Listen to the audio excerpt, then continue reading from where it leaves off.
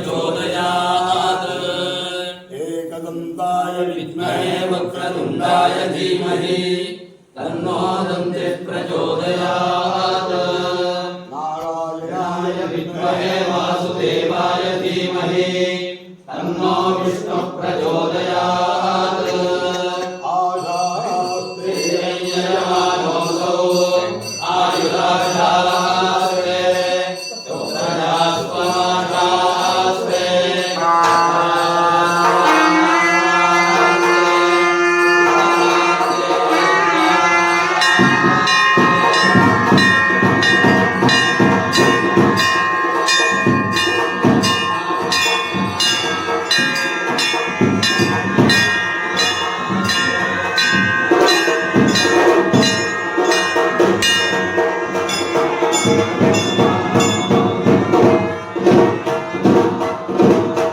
तदग्निर्देवो देवेभ्यो वनते वयमग्नेर्मानुषाः विष्कञ्च वीकञ्च उभे च नोऽद्या वा पृथिवी अमुहस्वाता इह गतिर्वामस्येकञ्च नमो देवेभ्यः इमा रुद्राय स्थिरधन्वने गिराः क्षिप्रेशवे देवाय स्वधा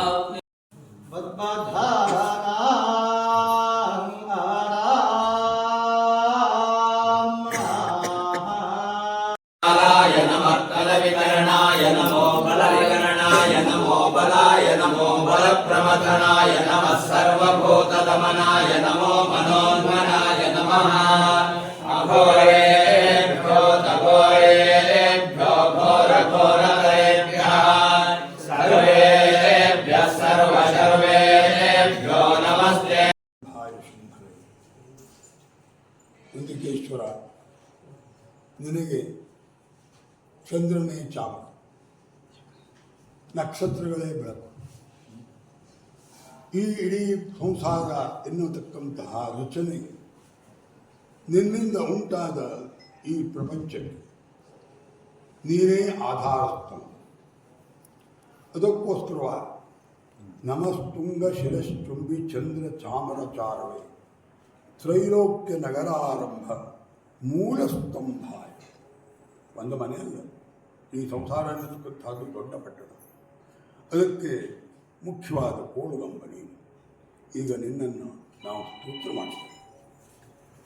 ಓಂ ಓಂ ಓಂ ಓಂ ಹೌಂ ಓಂ ಆಂ ಈಂ ಊಂ ವ್ಯೋಮ ವ್ಯಾಪಿನೇ ವ್ಯೋಮ ರೂಪಾಯ ಸರ್ವವ್ಯಾಪಿನೇ ಶಿವಾಯ ಅನಂತಾಯ ಅನಾಥಾಯ ಆಶ್ರಿತಾಯ ಧ್ರುವಾಯ ಶಾಶ್ವತಾಯ ಯೋಗಪೀಠಸಂಸ್ಥಿತಾಯ ನಿತ್ಯಯೋಗಿನೇ ಧ್ಯಾನಾಹಾರಾಯ ಓಂ ನಮಃ ಶಿವಾಯ ಸರ್ವಪ್ರಭವೇ. ಅಪೂರ್ಣರಾದ ನಮ್ಮ ಸರ್ವತೋಮುಖವಾಗಿ ಕೈ ಹಿಡಿದು ಒಳ್ಳೆಯ ದಾರಿಯಲ್ಲಿ ನಡೆಸುವವ ನೀನು. ಆ ನಂಬಿಕೆಯೊಂದಿಗೆ ನಮ್ಮ ಈ ಪ್ರಾರ್ಥನೆ ಆರಂಭವಾಯಿತು. ಕ್ಷಿತಿರ್ವೈಧರತೆ ಲೋಕಾನ್ಲೋಕ ಕ್ಷಿತಿಮಯಾ ಸರ್ವಗುಂ ಕ್ಷಿತಿರೂಪಂತೆ ಕ್ಷಿತಿಮೂರ್ತೆ ನಮೋಸ್ತುತೇ. ಪ್ರತಿ ಸಲವೂ ಹೇಳುವಂತೆ ನಿನ್ನ ಮುಂದೆ ಮೊದಲು ನಮಗೆ ಆಧಾರವಾದ ಈ ಭೂಮಿ ಗಟ್ಟಿಯಾಗಿ ನಮಗೆ ಆಧಾರವನ್ನು ಒದಗಿಸಲಿ. ಬೆಳೆಯೋ ಬೆಳೆಗಳು ಸಕಾಲದಲ್ಲಿ ಬೆಳೆಯಲ್ಲ. ಅದನ್ನು ನಂಬಿ ಬದುಕುತ್ತಿರತಕ್ಕಂತಹ ನಮ್ಮ ಜೀವನೋಪಾಯವು ಯಾವಾಗಲೂ ಸುಭದ್ರವಾಗಿ. ಈ ಭೂಮಿ ಎನ್ನತಕ್ಕಂಥದ್ದು ಅದು ನಿನ್ನ ಪ್ರಸಾದ ನಮಗೆ ಬಂದದ್ದು. ಅದ ಆತ್ಮನಾಕಾಶ ಸಂಭೂತ ಆಕಾಶಾದ್ವಾಯು ವಾಯುರಗ್ನಿ ಅಗ್ನೇರಾಪ ಆಪ ಪೃಥ್ವಿ ಪೃಥ್ವೀಭ್ಯೋ ಅನ್ನ. ಪೃಥ್ವಿಯು ಸೃಷ್ಟವಾದ ಮೇಲೆ ಅದರಲ್ಲಿ ನಮಗೆ ಅನ್ನವನ್ನು ಸೃಷ್ಟಿಸಿದ ನೀವು, ಆಹಾರವನ್ನು ಸೃಷ್ಟಿಸಿದೆ, ನಂತರ ನಮ್ಮನ್ನು ಸೃಷ್ಟಿಸಿದೆ. ಯಾವುದೇ ಸೃಷ್ಟಿಯಲ್ಲಿ ಜೀವನಕ್ಕೆ ಬೇಕಾದದನ್ನು ಮೊದಲು ಸೃಷ್ಟಿಸಿ ಆಮೇಲೆ ಜೀವಗಳನ್ನು ಸೃಷ್ಟಿಸಬೇಕು. ಬರೇ ಸೃಷ್ಟಿಸಿ ನಮ್ಮನ್ನು ಕೈಬಿಡಬಾರದು. ನಮ್ಮೊಳಗೆ ನೀನು ಅನುಪ್ರವೇಶ ಮಾಡು. ಎಲ್ಲ ಜೀವಿಯ ಒಳಗೆ ಸರ್ವೇಶ್ವರನಾಗಿರತಕ್ಕಂತಹ ನಂದಿಕೇಶ್ವರ ಅಲ್ಲಿ ವಿರಾಜಮಾನನಾಗಿರಲೇಬೇಕು. ಅದನ್ನು ಕಾಣುವವರು ಕಾಣುತ್ತಾರೆ, ಕಾಣದೇ ಇರುವವರು ಕಾಣುತ್ತಾರೆ.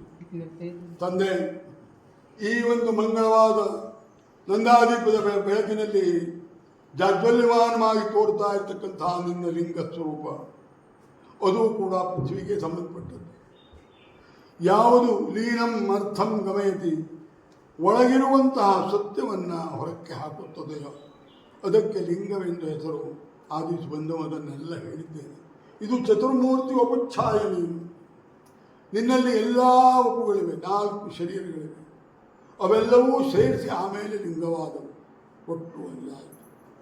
ಈಗ ನಾವು ನಿಮ್ಮಲ್ಲಿ ಈ ನಮ್ಮ ಊರಿನ ಜೀವನಾಧಾರವಾದ ಎಲ್ಲ ವರ್ಗಗಳಿಗೆ, ಎಲ್ಲ ಜಾತಿಯಲ್ಲಿ ಈ ಕಾಲದಲ್ಲಿ ಬೈತಾರೆ, ಆದರೆ ಎಲ್ಲ ವರ್ಗದವರಿಗೂ ಅವರವರ ಜೀವನಕ್ಕೆ ಬೇಕಾಗಿರತಕ್ಕಂಥ ಸುಖ ಸೌಲಭ್ಯಗಳಿಗೆ ಈ ಭೂಮಿ ಆಧಾರವಾಗಲಿ ಅಂತ ಭೂಮಿಯನ್ನು ಪ್ರಾರ್ಥನೆ ಮಾಡ್ತೇನೆ. ಭೂಮಿಯ ಸ್ವರೂಪನಾದ ನಿನ್ನನ್ನು ಪ್ರಾರ್ಥನೆ ಮಾಡ್ತೇನೆ.